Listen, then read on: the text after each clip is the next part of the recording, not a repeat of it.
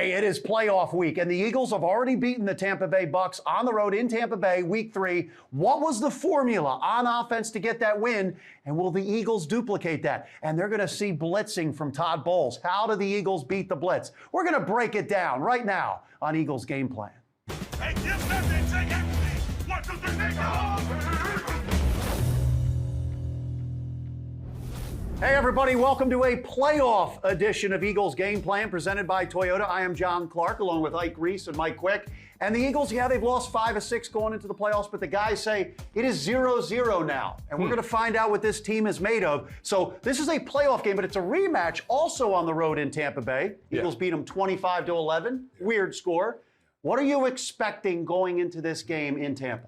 Well, ironically, it was week 3 on a Monday night when they played Tampa earlier in the season. I think there are small things you can take from them. I think from a successful standpoint, things that work for you as the Eagles, you can draw some of those things from that first game. Yep. But it was so long ago. These are 2 different teams than where they were in week 3. So you can pull some things from there, but you really need to focus on what Tampa has been doing over the last month of the season and what the Eagles have been doing. I completely agree. 2 different teams, but what we know is the Eagles have still one of the best offensive lines in football. And I think that's around the time that they really got DeAndre Swift going. I think, again, you go to Tampa, you try and take this offensive line, beat up their defensive line, and establish the line of scrimmage running the football. I think that's the signature. All right, let's go over to NFL Films in his office right now. Playoff ready, Greg Cosell. And Greg, when you look at this passing attack for the Bucs with Baker Mayfield and Mike Evans. Mike is unbelievable. First receiver in NFL history, 10 straight seasons to start a career with 1,000 or more receiving yards. How impressive is that connection? That's a really impressive connection. And, you know, it's funny, John, Evans is rarely talked about among the great receivers in the league, but he really is.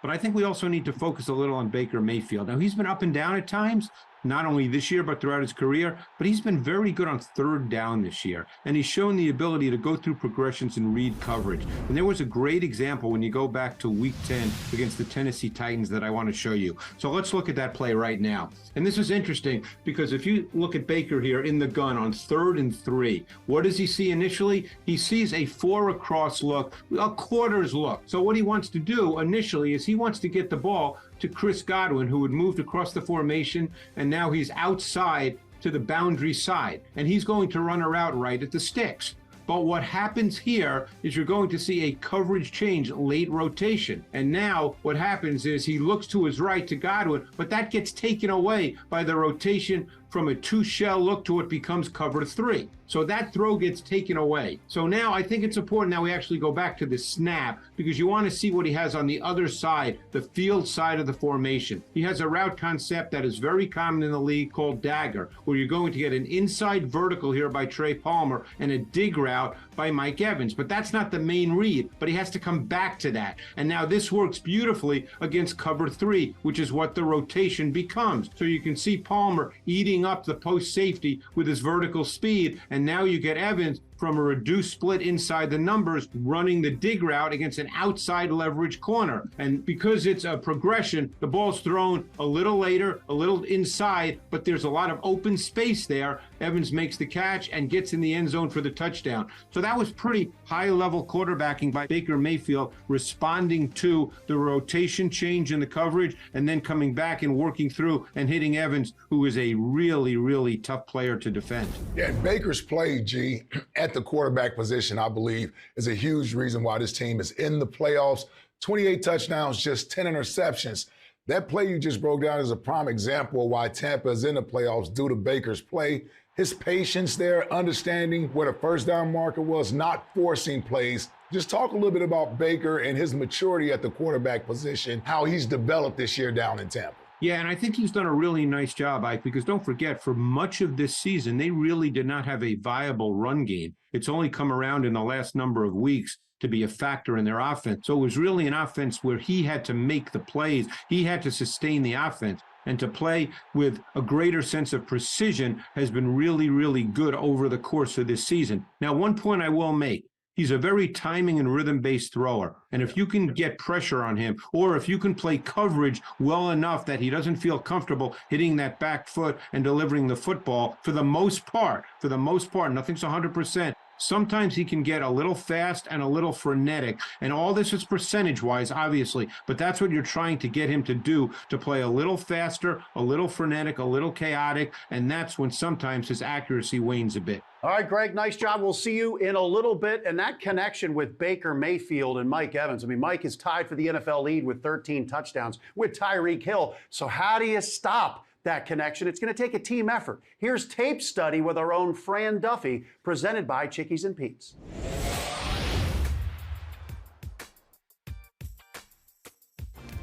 Thanks, John. And yes, it will take a full team effort to stop this passing game. And that's why this week here on Tape Study, presented by Chickies and Pete's, the official sports bar of the Philadelphia Eagles, I want to look back to that Week 3 game and look at a couple of examples of this Eagles defense going up against Baker Mayfield and Mike Evans and doing exactly that, really putting the clamps on some of these quick throws to Evans, and really exactly what Greg just showed us in this breakdown earlier. So you've got Mike Evans here in the slot, James Bradbury is lined up across from him, and you've got Darius Slay here on the outside, and Evans wants to run a little out cut. Well, Darius Slay reads this from the jump, and he is there to take away that throw. Baker Mayfield drops back. He's got nowhere to go with this football, and now you've got the defensive line able to get home for a sack. Jalen Carter and Fletcher Cox split the duties there and getting Mayfield to the ground. A little bit earlier in the game, you saw something very similar. And again, you're going to get this time a dagger concept. The exact play that Greg broke down, where you're going to get a clear out route from the inside with a deep in cut. They love these in-breaking routes at the vertical part of the field. And I want you to watch the two Eagles linebackers, Nicholas Morrow and Zach Cunningham here, because at the snap of the ball, once the ball is in Baker Mayfield's hands, the linebackers feel this. And when you've got that deep in cut there from the outside receiver, watch both linebackers, because they both constrict on this passing lane, and that forces Baker Mayfield to hold the football. You can see he's looking right down the chute, exactly where he wants to go to this in-breaking route. But look at both backers here. I'll play this in slow motion. You can see both guys really just quickly close the window there. Now Mayfield has nowhere to go with the football, and what happens? The rush has the ability to get home. Marlon Tuipulotu gets home for a sack. Baker Mayfield goes down for -2 yards. The pass rush and the coverage, they are always joined at the hip. And when you have that marriage working successfully, that's when this defense and all defenses in football can really hit on all cylinders. The Eagles did that back in Week 3 with the same personnel going up against the Bucs personnel. Can they do it here in this game on Monday night? That will be one of the biggest signs of success for this Eagles defense. All right, and as the Eagles head down to Tampa Bay, the Bucs statistically have the worst running attack of the NFL and only average 3.4 yards a carry. Yeah. They've gotten a little better the second half of the season. What is important for the Eagles defense to look out for when defending the run, but also watching out for that passing game? Well, they have Rachaad White, a guy who's just a few yards from going over the 1,000-yard rushing mark. So they can definitely run the ball, and it's going to be important. You're a defensive guy. Getting Hatch to the ball, because he's a big guy. You know, he's not a flashy guy, but he'll get downhill. He'll run you over sometimes. He's a big guy that you have to get a lot of bodies to make sure that you get him on the ground. Yeah, and that's the biggest thing for this defense, right? It's getting multiple hats to the ball, making sure you're not leaving one guy there to make the play on the ball carrier, Sure. Get as many guys there as possible. And the thing about the Tampa Bay running game is that give them credit for at least trying to run the football. They don't average a lot of yards per carry at doing it, but they'll run it as a courtesy and a complementary part of their offense. But over the last couple of weeks, we needed to do a better job against the run, so I wouldn't be surprised if Tampa at least comes into this game trying to establish that run. Can the Eagles pass rush get there in Tampa Bay? They have sacked Baker Mayfield this year a lot. Yeah, I remember the first time playing the Bucs. One of the things we talked about then is how this is a rhythm offense for Tampa Bay, and how Baker wants to get to that back foot and go to his first read. Very similar to what the Dolphins do when it comes to Tua throwing the football. But getting Baker to come off of his first read, to reload, have to go to his second read, his third read, that's where you're going to get more of a frenetic Baker Mayfield back there. Right. And I think that's what you want to do. You want to try to force Baker to make plays out of the pocket, out of his comfort zone, and that's where you can get some of his inaccuracies with his throws, and you can possibly get an interception.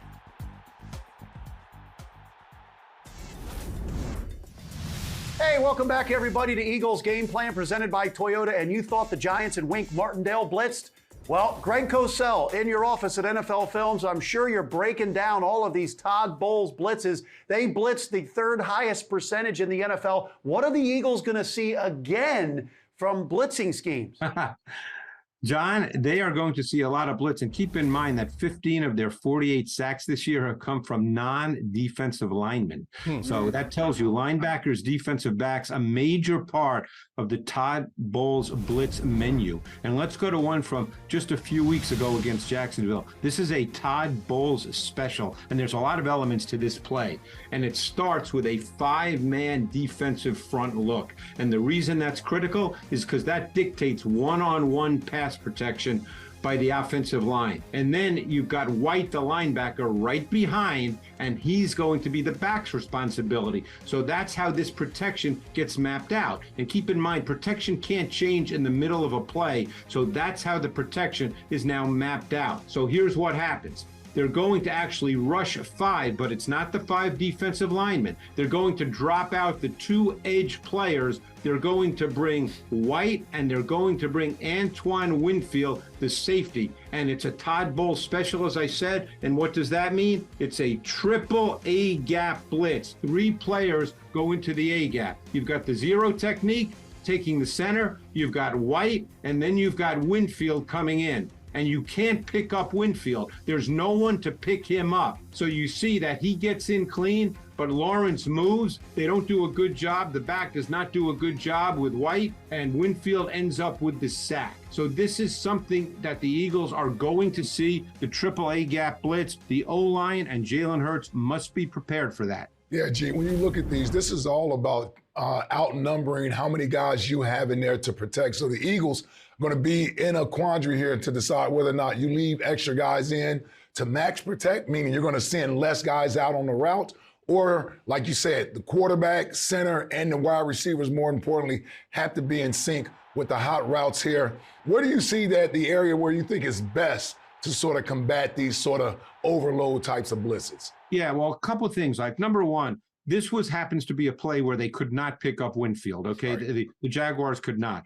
But most blitzes are not like that. There's not that many blitzes where there's truly a free hitter that cannot be picked up. So the idea of hot routes, that gets overblown a little bit. The key is your protection. 99% of the time, the pressure can be picked up. So now you can run your offense. It's not all been hot reads. In fact, there's very few of those. All right, Greg, can we book you for the same time next week? Hey, John, I'll be sitting right here, so I hope I'll be talking to you again next week, just like we are now. All right, let's hope so. We don't want to see it for the last time this year. Hopefully next week we'll see it. Appreciate that. Thank you. Appreciate that. Thanks. And really, that last game that DeAndre Swift had in Tampa Bay, 100